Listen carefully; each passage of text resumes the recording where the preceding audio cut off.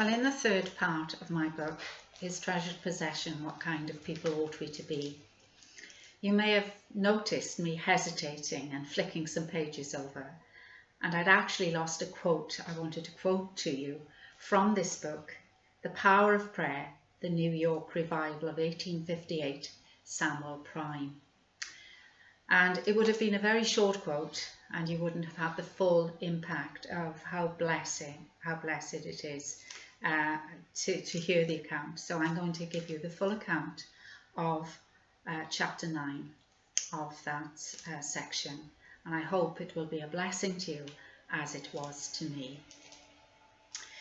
In the locality of which I speak, there are about 20 families living isolated and cut off from all association with the surrounding neighbourhoods. They have no communication with anybody beyond themselves. These families are distinguished for their profanity, wickedness, gambling, and almost every vice. They have no respect for religious institutions. They are shut out from all means of grace. They are a reckless, hardened set of people. On a late occasion, one of these men was at a neighbour's house, and while there indulged in the most horrid oaths. The woman of the house said to him, "If you don't stop swearing so, I'm afraid the house will fall down over our heads." "Well, I should think," said the man, "that you are getting very pious from what you say."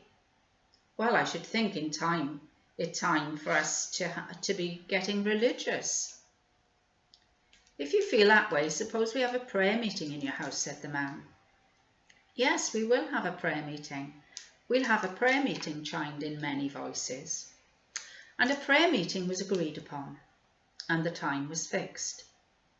They got a man to lead the meeting, the only man living in the neighbourhood who had ever been a professor of religion. He was a notorious backslider, and of course answered their purposes all the better for that. For all this was meant as a burlesque upon prayer meetings. The time came for the meeting and all assembled. The backslider undertook to lead the meeting, but broke down in his prayer and could not go on. They undertook to sing and could not make out anything at that.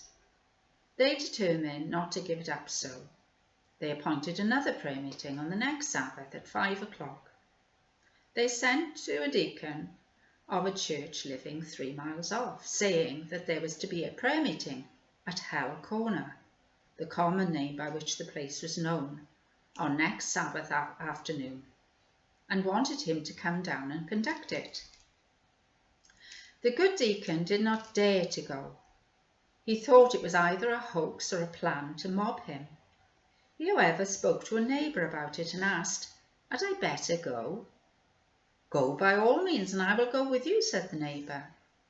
So on the next Sabbath afternoon, they went to the prayer meeting at Hell Corner. All were assembled, preparing to give solemn, serious attention to the services.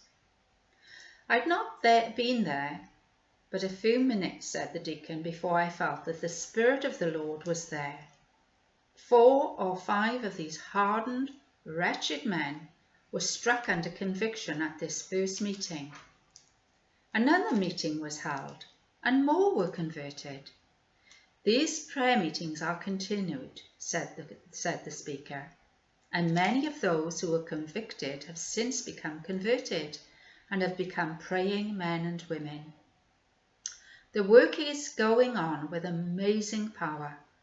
At the last meeting heard from, more than 100 were present. Here was a case where God's Spirit went before the desires of the people in the region that was blessed.